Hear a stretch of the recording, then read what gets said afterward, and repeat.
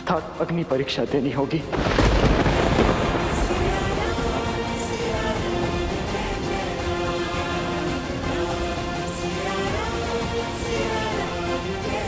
ताकि आप पर उठने वाली एक भी उंगली शेष न रहे, आपके पावन आंचल पर एक भी लगने वाला कलंक शेष न रहे। आने वाले युग आपको सम्मान की दृष्टि से देखे,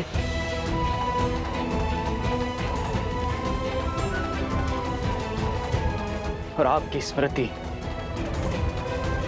सतीत्व की परिभाषा बने, ना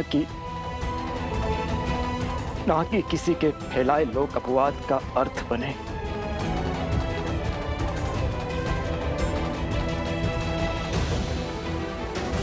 ये पाप है।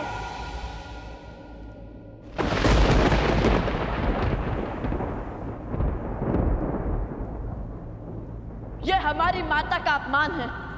लवकुश,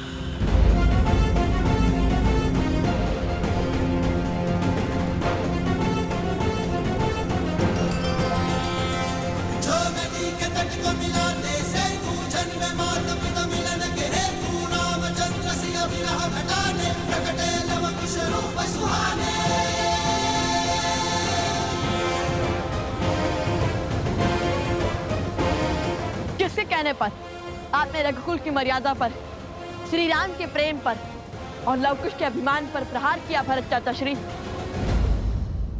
शांत हो जाइए ऋषि कुमार। राज अनुज भरत ने तो ये सब हम अयोध्या वासियों के प्रश्नों के उत्तर देने के लिए और महारानी पर लगे कलंक के छींटे मिटाने के लिए कहा था।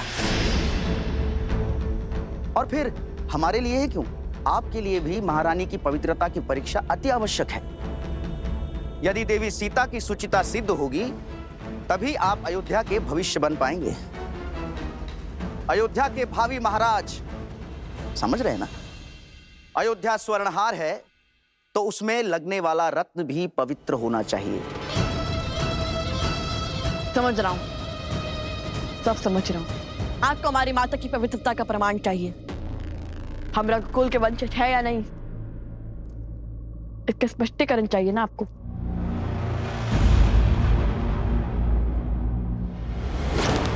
सत्य कहा, रत्न और स्वर्ण दोनों शुद्ध होने चाहिए, ताकि हार भी शुद्ध ही हो। किंतु हमें यह बताइए कि हमारी माता की पवित्रता का प्रमाण मांगने वाले स्वयं कितने पवित्र हैं? इसलिए रत्न की परीक्षण करने से पूर्व स्वयं की परीक्षण आवश्यक है।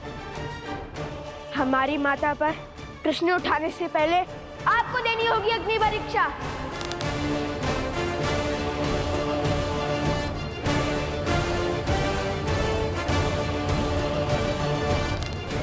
अग्निअस्त्र, अग्नियास्त्र।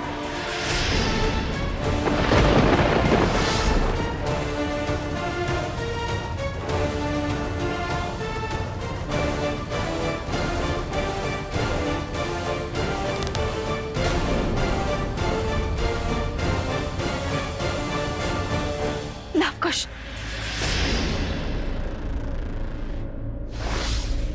अग्निअस्त्र आह्वान का दुस्साहस कैसे किया तुम दोनों ने? क्या यही सीखा है तुमने भगवान वाल्मीकि से?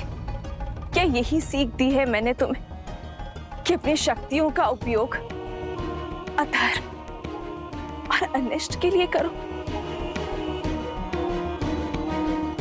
और तो और क्रोध में तुम ये भी भूल गए कि इस क्षण तुम कहाँ हो और किसके समक्ष हो।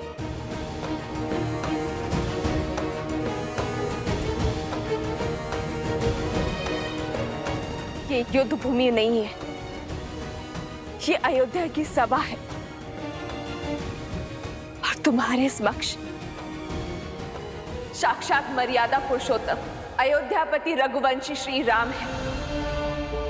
सूर्यवंश का पावन सिंहासन है। अब तक तो केवल मेरे चरित्र पर प्रश्न उठ रहे थे, किंतु आज तुम्हारे दुस्साहस ने मेरे लालन पालन, मेरे संस्कारों पर प्रश्न उठा दिए। माता, मुझ पर इस समाज ने, इस संसार ने सहस्त्र बार प्रश्न उठाए हैं और तब तक उठाते रहेंगे जब तक मैं जीवित रहूंगी। किंतु स्मरण करो, मैंने तुम्हें क्या सिखाया था? हर समस्या का हल शक्ति से नहीं निकलता। कई बार मन और मस्तिष्क सहज कर अन्य विकल्प ढूंढने पड़ते हैं। क्षमा मांगो श्री राम से, उनके समक्ष जो तुमने दुस्साहस करने का प्रयास किया है उसकी क्षमा याचना करो।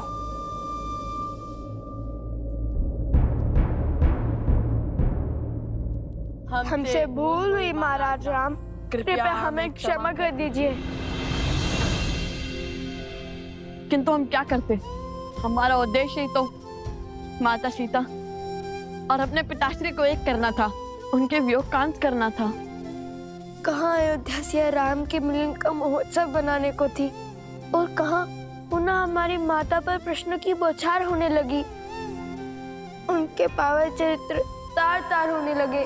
क्यों महाराज, क्यों?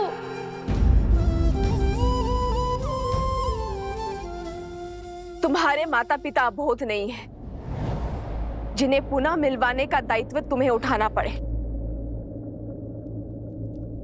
सियाराम सदा एक दूसरे के साथ थे, हैं और रहेंगे। आज प्रश्न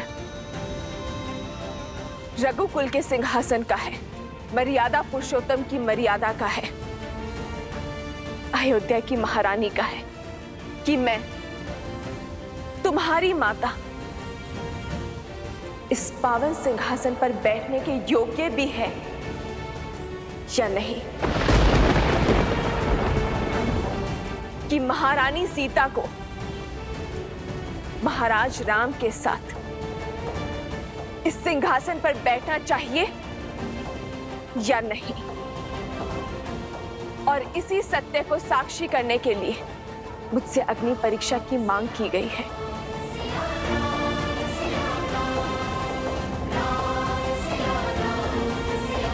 आपके आदेश और भगवान वाल्मीकि की आज्ञा से ही मैं यहां आई हूं श्री राम। और आज इस सभा में उपस्थित हर जन, मुझ पर संशय उठाने वाले हर मन को यह बताना चाहती हूं कि भगवान वाल्मीकि जी का कहना है, अग्नि परीक्षा के संदर्भ में मेरा जो भी निर्णय होगा उन्हें वो स्वीकार होगा, कि एक स्त्री होने के नाते मैं जो भी निर्णय लूंगी वो उसके पक्षधर होंगे।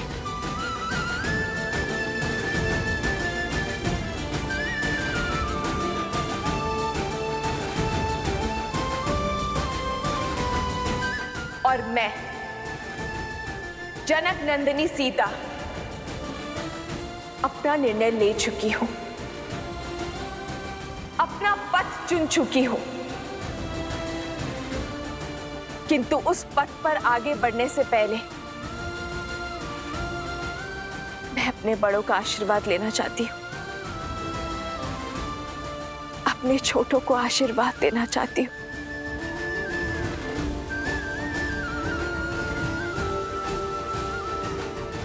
अपने पति श्री राम से आज्ञा लेना चाहती हूं।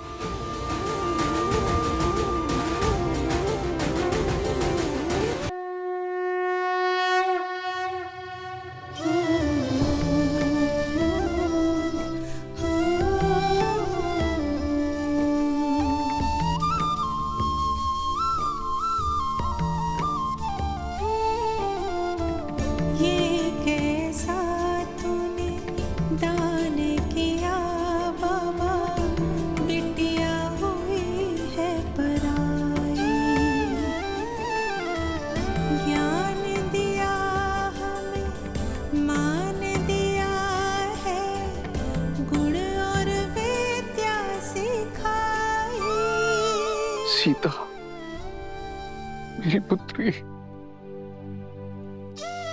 अपने पिता को क्षमा कर दो। ना तो तुम्हें न्याय दिलवा पाया और ना ही तुम्हारी रक्षा कर पाया।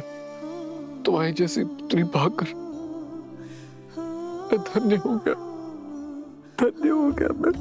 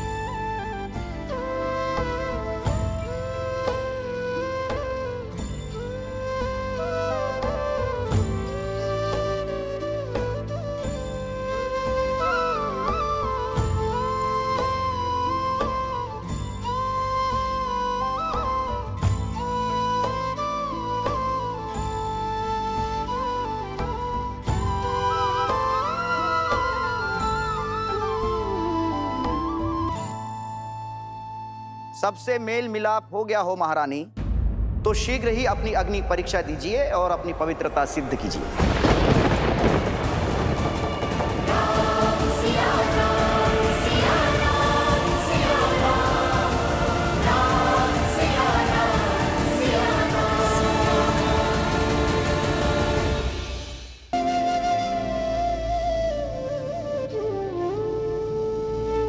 सबसे मेल मिलाप हो गया हो महारानी, तो शीघ्र ही अपनी अग्नि परीक्षा दीजिए और अपनी पवित्रता सिद्ध कीजिए।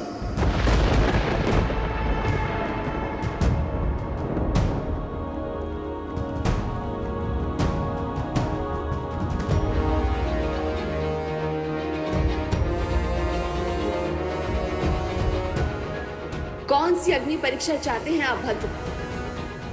स्पष्ट कीजिए, क्योंकि स्त्रियों की परीक्षा तो उनके जन्म से ही आरंभ हो जाती है। उन्हें पुत्री बनकर भी परीक्षा देनी पड़ती है।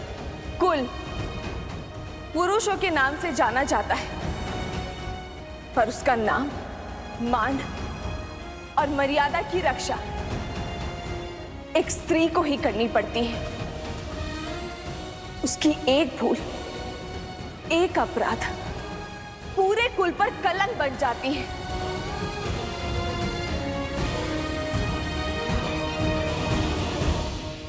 पत्नी बनकर फिर अग्नि परीक्षा देनी पड़ती है। अपना अस्तित्व भूलकर पति के अस्तित्व का आकार बढ़ाना पड़ता है। कुल वधू बनकर एक नए कुल की परंपरा के पालन करने में एक नींव की ईंट बनकर खड़ा होना पड़ता है। माता बनने के बाद भी परीक्षा समाप्त नहीं होती। वंशजों को जन्म वो देती है, पर वंशज वो पिता के कहे जाते हैं। संस्कार वही देती है, पर अधिकार की रक्षा वो पितृकुल की करते हैं। परंतु क्यों हर बार परीक्षा सिद्ध करने का ये दंड, पवित्रता सिद्ध करने का ये कर्तव्य रूपी हलाहल स्त्री को ही पीना पड़ता है? ये सब स्त्री का ही दायित्व क्यों है?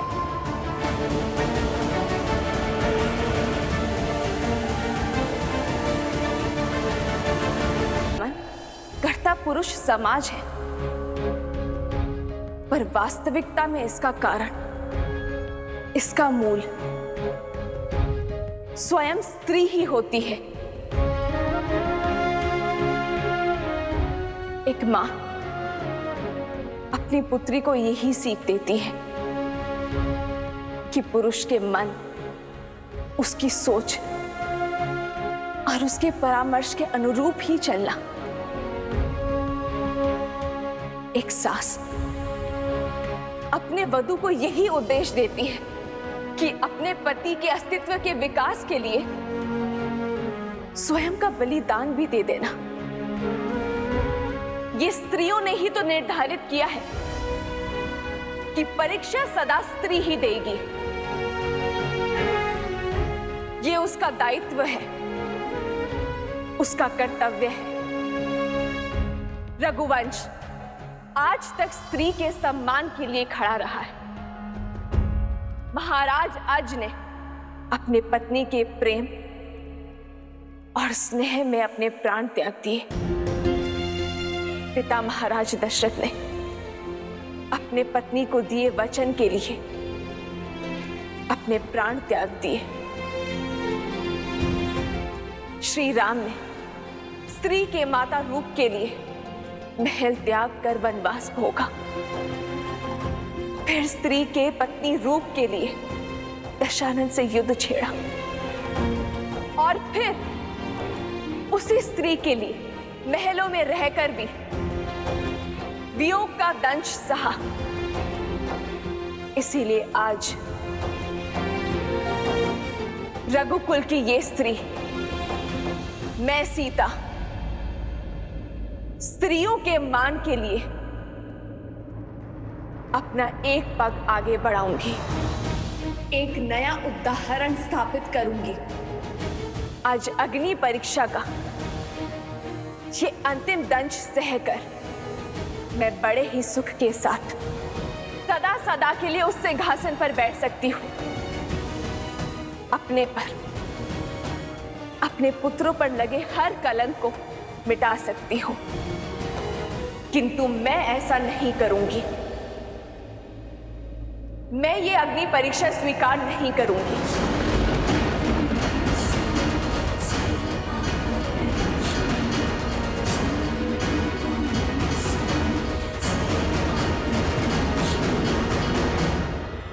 क्योंकि यदि आज स्त्री होने के नाते मैंने उस असुरी सोच के समक्ष अपना सर झुकाया, तो फिर कोई भी नारी अपना सर नहीं उठा पाएगी।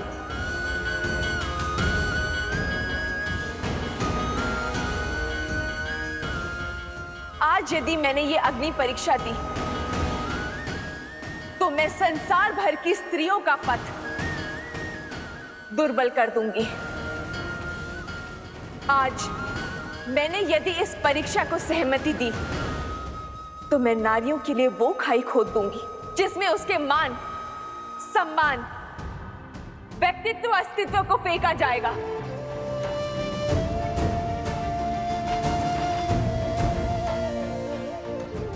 आज एक स्त्री पुरुषों के अहंकार को शांत करने के लिए ये अग्नि परीक्षा नहीं देगी, ये बलिदान नहीं देगी, अग्नि परीक्षा स्वीकार नहीं करेगी, ताकि भविष्य में किसी भी स्त्री को इस अग्नि परीक्षा का घाव ना भोगना पड़े। महारानी सीता की, महारानी सीता की, महारानी सीता की।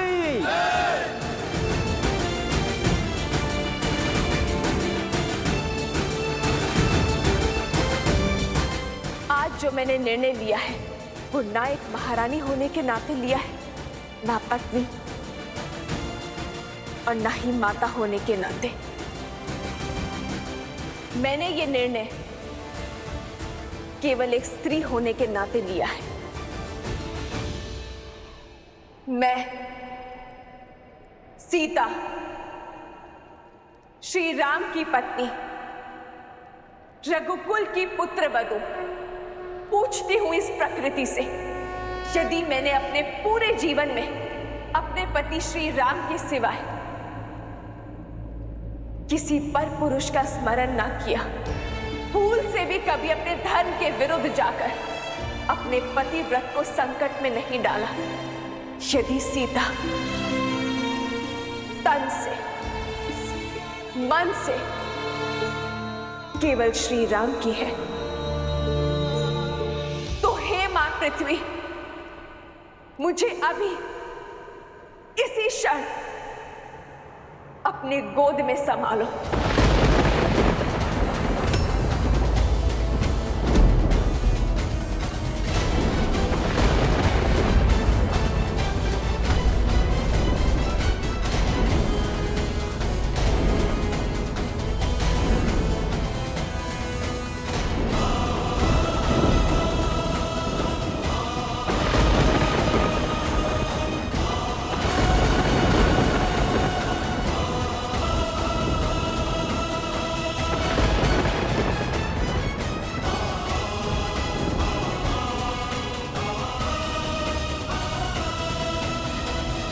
सीता, जिस स्त्री ने अपना संपूर्ण जीवन अपने पति, अपने परिवार, अपनी संतान पर न्यौछावर कर दिया, अपने को नहीं, अपने परिवार पर, अपनों पर समर्पित कर दिया। आज बात उसके चरित्र पर अटकी है।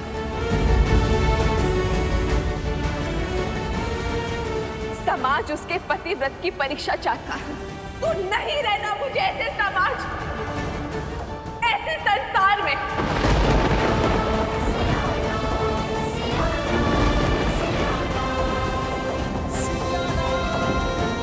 मेरा हर कर्तव्य, हर उद्देश्य, हर दायित्व यही समाप्त होता है। हे मां भगवती, देवी स्वरूपा, आपके भीतर से निकले भूमिजा आज पुनः आपके भीतर आश्रय जाती है।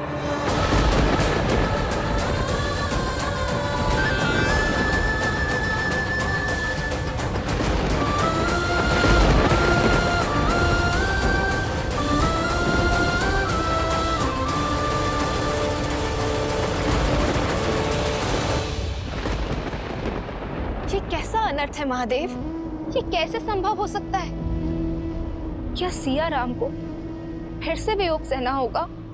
सिया राम इस धरती पर साक्षात लक्ष्मी और नारायण का अवतार है। जिस प्रकार इस पृथ्वी लोक पर एक होने के लिए इन दोनों को वैकुंठ लोक में एक दूसरे से पृथक होना पड़ा था, उसी प्रकार आने वाले मिलन की वेला के आलिंगन के लिए इन दोनों को पुनः एक दूसरे से पृथक होना होगा, वियोग का दंश सहना होगा। नियति के इस खेल के समक्ष नतमस्तक होना होगा। अर्थात राम बिना रोके, बिना टोके अपनी सिया से पृथक होना स्वीकार लेंगे, मिलन का प्रयास तक नहीं करेंगे।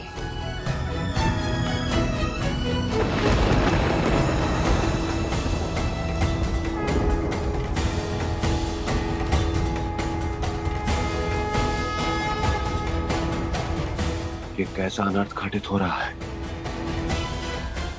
अभी अभी तो वर्षों के अकाल के बाद देवी सीता के आगमन की वर्षा प्राप्त हुई थी।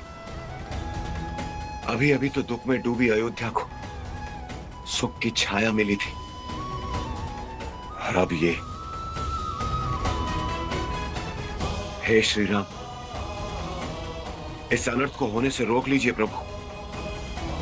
हे मर्यादा पुरुषोत्तम श्री राम, देवी सीता की मर्यादा पर हो रहे आघात को रोक लीजिए प्रभु, रोक लीजिए। रोक लीजिए प्रभु, इस अनर्थ को रोक लीजिए। सीता अपवित्र है तो अपवित्र है, ये महानता का ढोंग मत कीजिए आप। हमारी माता के विरुद्ध हमें भड़काता है पापी। तेरे अंत से ही लोकपोत का अंत होगा। रुक जाओ।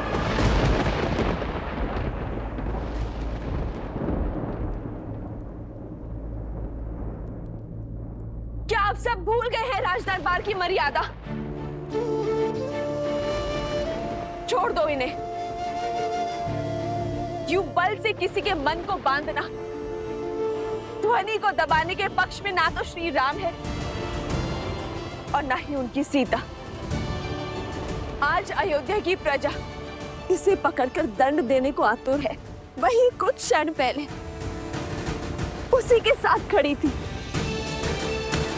यदि मेरी पवित्रता पर इतना ही विश्वास था तो पहले ये प्रश्न ही क्यों उठाया? मेरा समर्थन क्यों नहीं किया? किसी और ने भ्रमित कर दिया। ये कहना बहुत सरल है, परंतु सत्य तो ये है कि कहीं ना कहीं आपके मन में भी स्त्रियों के विरुद्ध शंका थी, मेरे विरुद्ध संशय था। और इसीलिए आप सब इसकी बातों में आ गए। और आज जब मैंने अपने प्राणों को त्याग करने की बात कही, तब आपको विश्वास हुआ कि सीता पवित्र है। वो विश्वास इसे भी होगा, पर कदाचित समय लगेगा। ये युद्ध सीता और अयोध्या की प्रजा का नहीं है। चेतना और लोक अपवाद के बीच है। जैसे आप सबको अपनी चेतना जगाने में इतने वर्ष लगे, इनकी चेतना भी जागेगी, क्योंकि हम सब में एक ही आत्मा का अंश है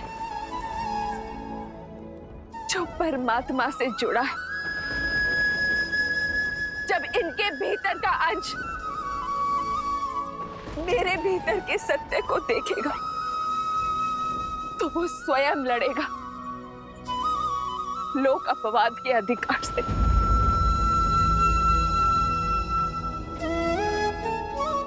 इनके भीतर की चेतना भी जागेगी जब मेरी चेतना इनकी चेतना को पुकारेगी।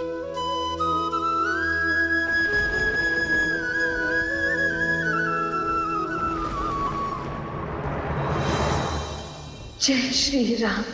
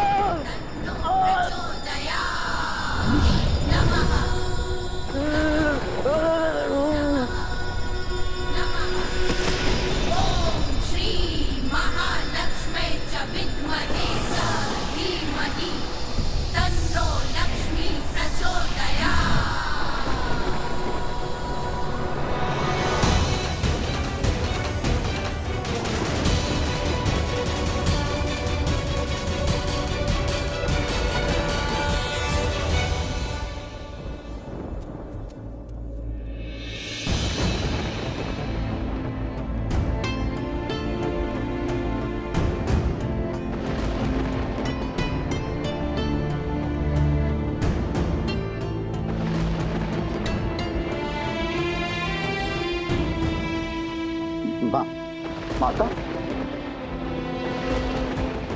आपने मेरी रक्षा की। जिसने आप पर कीचड़ उछाले, आपने उसकी रक्षा की। माता, आप धन्य हैं। माता, आप धन्य हैं। मुझे क्षमा कर दीजिए। मैं आपकी पवित्रता को समझ ही नहीं पाया। मुझे क्षमा कर दीजिए माता, मुझे क्षमा कर दीजिए।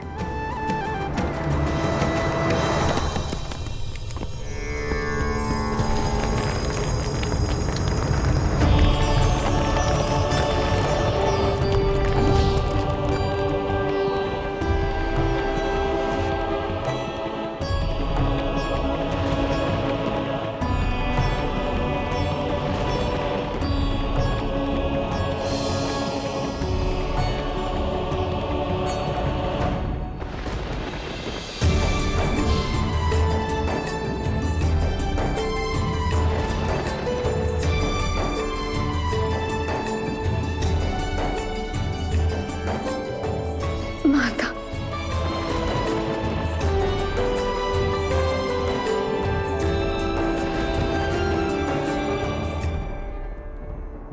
माता,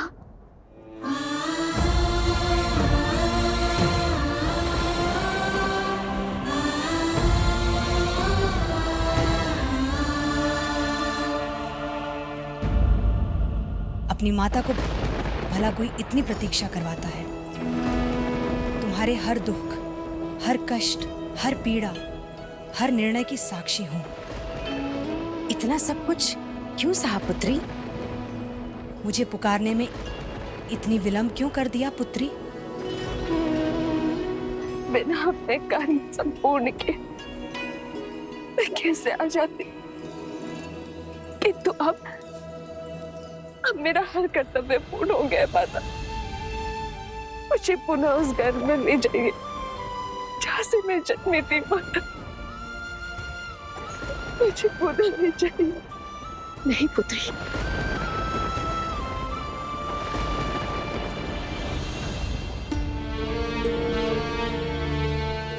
पुत्री, राम इस समय राज धर्म के बंधन में बंधा हुआ है। उसके मौन को उसकी स्वीकृति मत समझो। बदल दो अपना निर्णय, उसकी उलझन को समझो। अपना निर्णय बदल दो।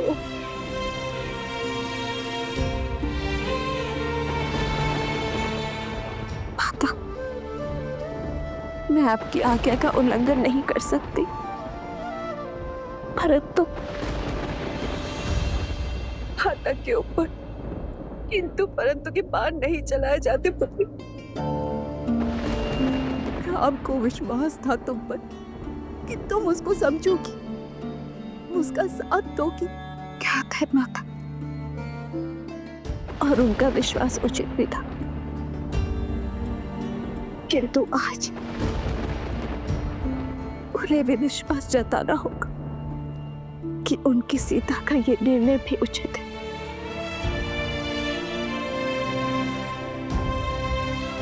मुझे क्षमा करना पड़ेगा। माता, माता मुझे क्षमा कर दीजिए माता, क्षमा कर दीजिए। मेरी मति मारी गई थी कि मैंने आपके विरुद्ध ऐसा सोचा और ऐसा घोर षड्यंत्र रचा माता। मैं क्षमा प्रार्थी हूँ माता, मैं क्षमा प्रार्थी हूँ।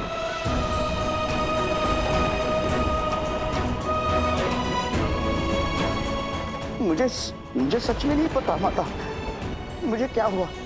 मैं तो आपके दर्शन करने के लिए अयोध्या आने वाला था, परंतु अचानक से न जाने मेरे मति पर एक धुन सी छा गई। और माता उसके पश्चात जो कुछ भी हुआ वो मैंने नहीं किया माता। कदाचित मेरे रक्त में कोई शक्ति थी, परंतु माता अब दूषित रक्त बह गया है और कहीं जाकर अब चेतना जगी है माता। मुझे क्षमा कर दीजिए माता, मुझे क्षमा कर दीजिए।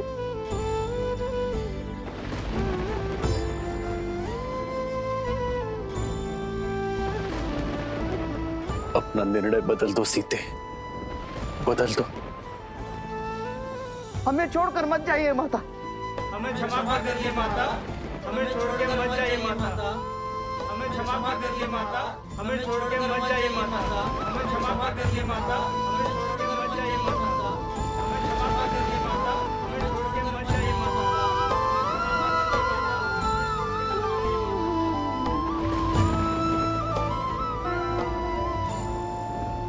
महादेव, अब तो सहस्त्रमुख रावण का रक्त भी उस व्यक्ति के भीतर से निकल चुका है। अब तो सीता को जाने की आवश्यकता नहीं है।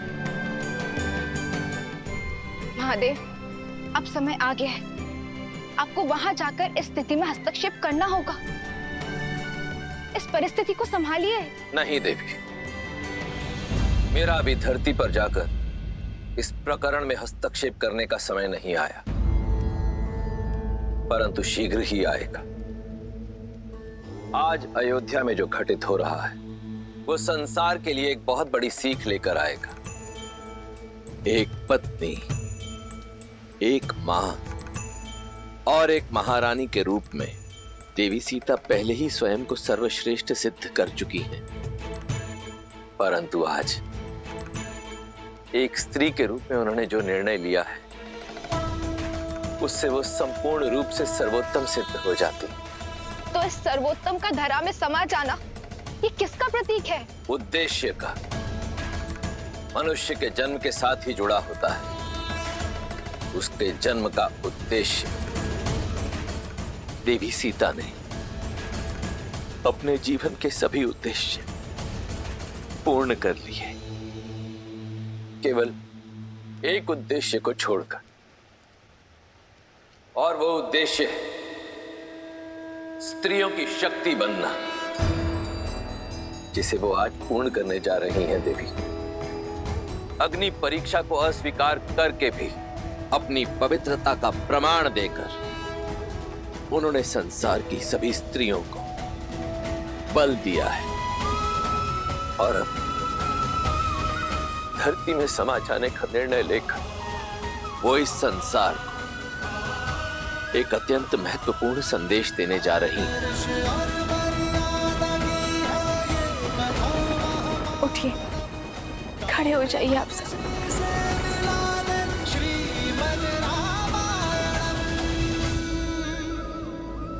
मेरे मन में आप सबके प्रति कोई दुर्भावना नहीं है। आपकी माता समान महारानी को आपसे कोई असंतोष, कोई अप्रसन्नता नहीं है, बल्कि मैं तो सदा अपनी अयोध्या को सुख का आशीष दूंगी।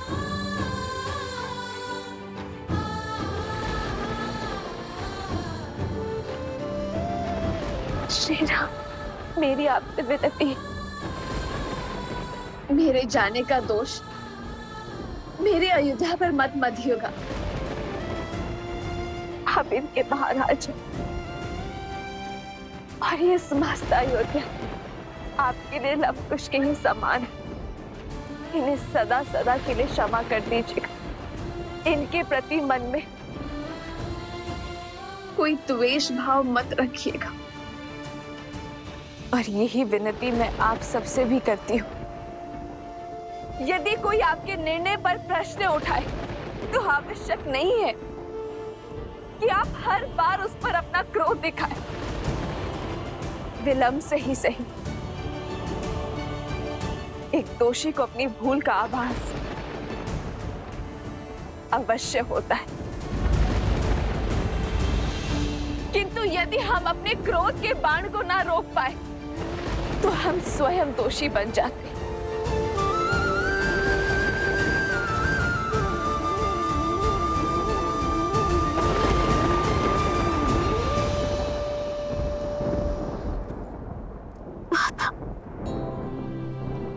दर्शक, कदाचित मेरे जाने के पश्चात इस रघुकुल को आप दोनों की सबसे अधिक आवश्यकता हो सकती है। यदि आप दोनों ही टूट गए तो इन्हें किसका सहारा होगा?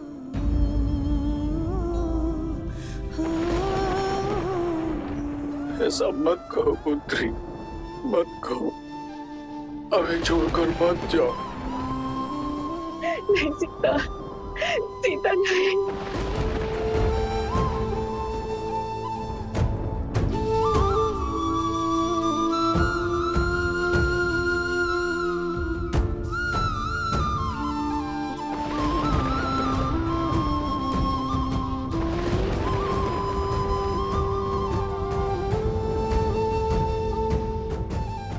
आज्ञा दीजिए माता।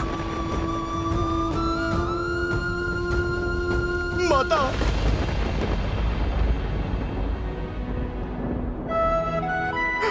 माता। हनुमान। नहीं माता, मैं आपको कहीं नहीं जाने दूंगा माता। आप चाहे जो तर्क दें, जो बात कहें, इस बार ये आपका पुत्र सिया राम का वियोग नहीं होने देगा माता।